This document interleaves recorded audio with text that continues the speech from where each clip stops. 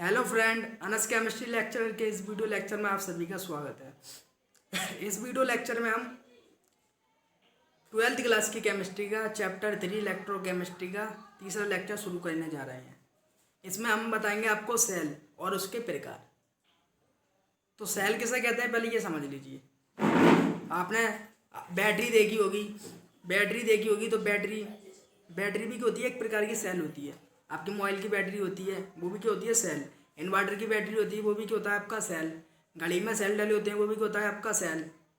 और आपके घड़ी में सेल डले होते हैं और कैलकुलेटर में डले होते हैं, ये सब के होते हैं, सेल होते हैं। तो सेल आपके दो प्रकार के होते हैं।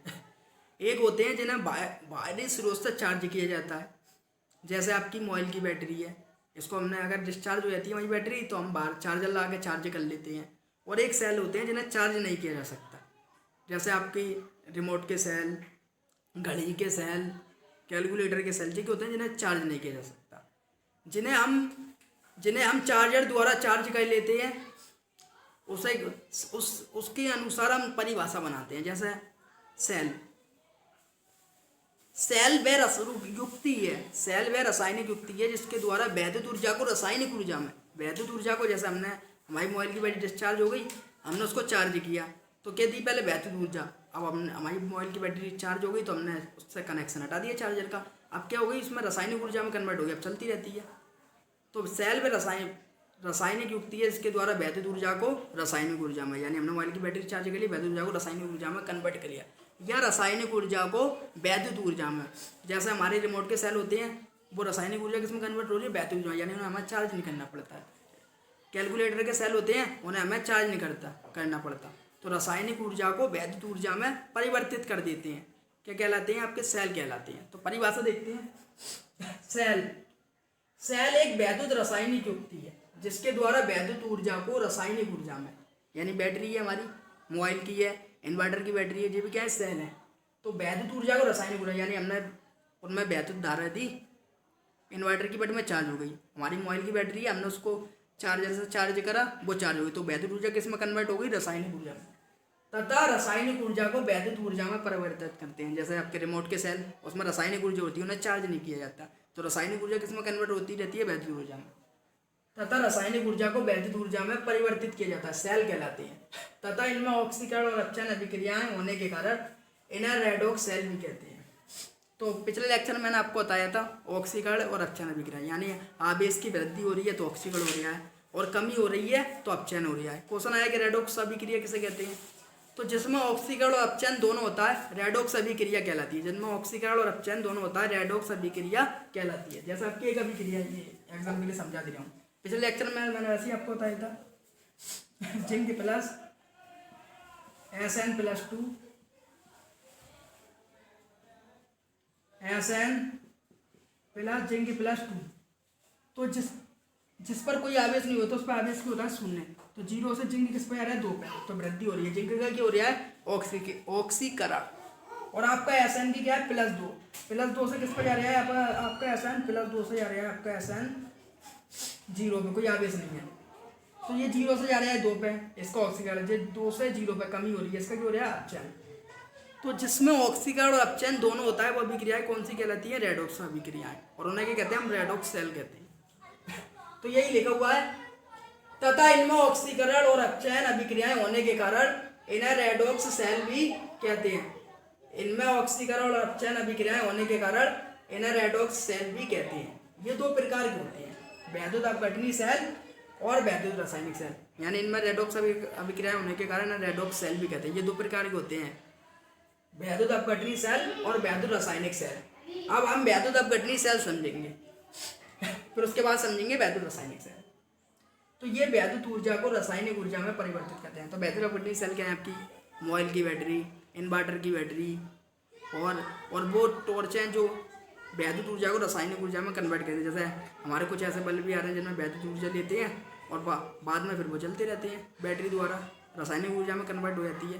तो जैसे मोबाइल की बैटरी और आपकी इन्वर्टर की बैटरी, ये क्या है, वैद्युत अपघटनी सेल है। तो ये वैद्युत ऊर्जा को रासायनिक ऊर्जा में परिवर्तित करता है, यानी चार्ज हो जाता है हमारी मोबाइल की बैटरी, चार्जर द्वारा चार्ज हो जाती है, जब वहीं चार्ज होती है निकाल लेते हैं, तो वैद्युत ऊर्जा किसमें कन्वर्ट होती रहती है, रासायनिक ऊर्जा। तो वैद्युत ऊर्जा को रासायनिक ऊर्जा में परिवर्तित करता है। इनमें बाह्य स्रोत से ऊर्जा देने पर ऑक्सीकरण अपचयन अभिक्रियाएं होती हैं।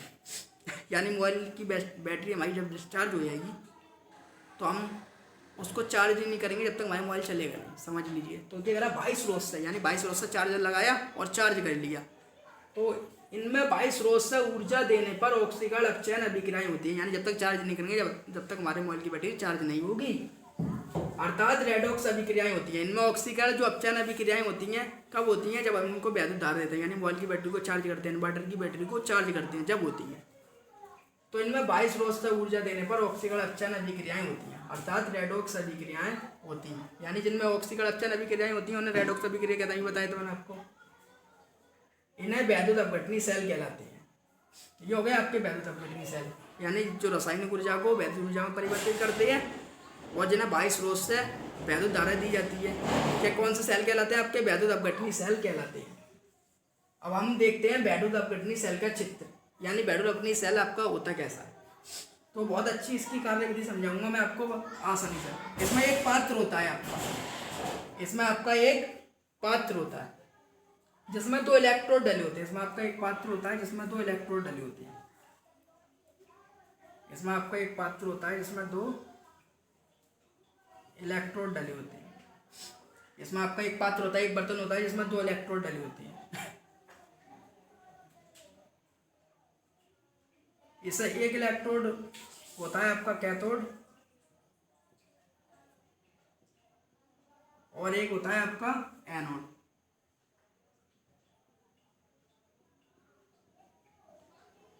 जो कैथोड इलेक्ट्रोड होता है उसका सिरा होता है आपका नेगेटिव, यानी जिसका सिरा यानी कोना। जो आपका कैथोड इलेक्ट्रोड उसका सिरा होता है ऋणावेशित नेगेटिव, और जो एनोड होता है वो क्या होता है धनावेशित। एक पात्र लेते हैं जिसमें 2 इलेक्ट्रोड डले होते हैं और इसमें वैद्युत अपघट्य का विलयन भरा होता है।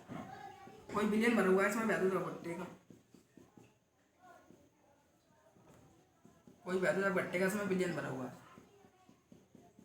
ये क्या है? वैद्युत अपघट्य का विलयन, वैद्युत अपघट्य का विलयन। तो इसमें वैद्युत अपघट्य का विलयन भरा होता है। इसमें हमें वैद्युत धारा प्रवाहित करने के लिए हम एक बैटरी बनाते हैं।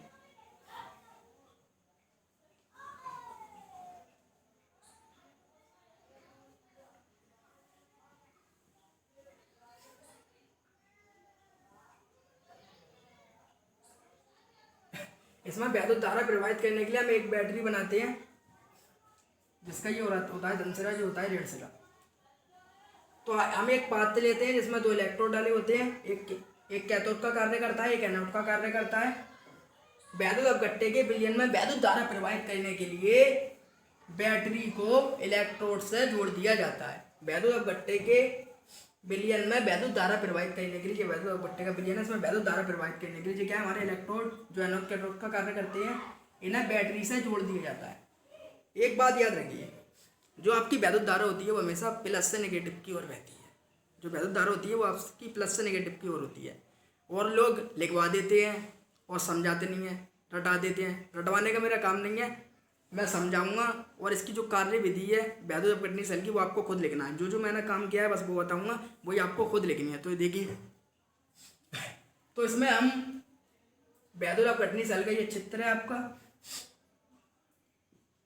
ये क्या है चित्र वैद्युत अपघटनी सेल का। इसकी कार्य विधि यानी कि क्या करा है, वैद्युत अपघटनी सेल में एक पात्र लेते हैं जिसमें 2 इलेक्ट्रोड लगे होते हैं।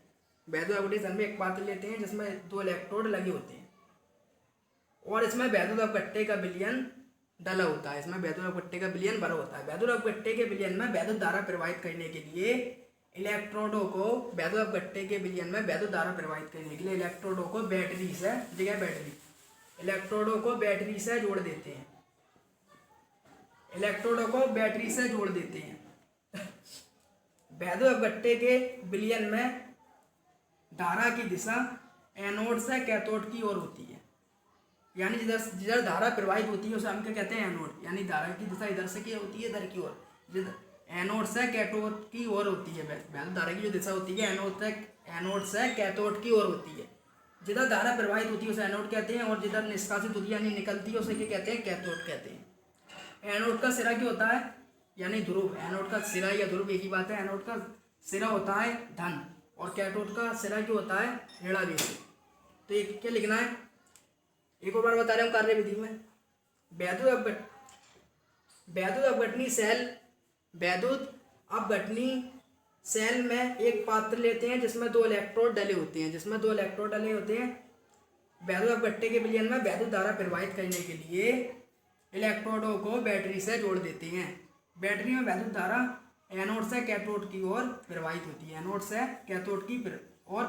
है।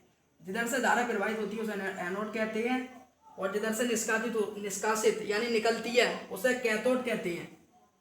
एनोड का ध्रुव क्या होता है, धन होता है, और कैथोड का ध्रुव ऋणावेशित होता है। ये वैद्युत अपघटनी सेल की आपकी क्या हो गई, कार्यविधि। तो ऐसे ही आप देख के इस स्ट्रक्चर को एक दो बार करेंगे तो आसानी से लिख सकते हैं। अगर वीडियो अच्छी लगी हो तो हमारे चैनल को लाइक करें, सब्सक्राइब करें, कमेंट करें। अगले लेक्चर में आपको रासायनिक सेल बताऊंगा और वैद्युत अपघटनी सेल और रासायनिक सेल में अंतर बताऊंगा। ऐसी वीडियो मैं आपके लिए लाते रहता हूँ। Thank you watching the video.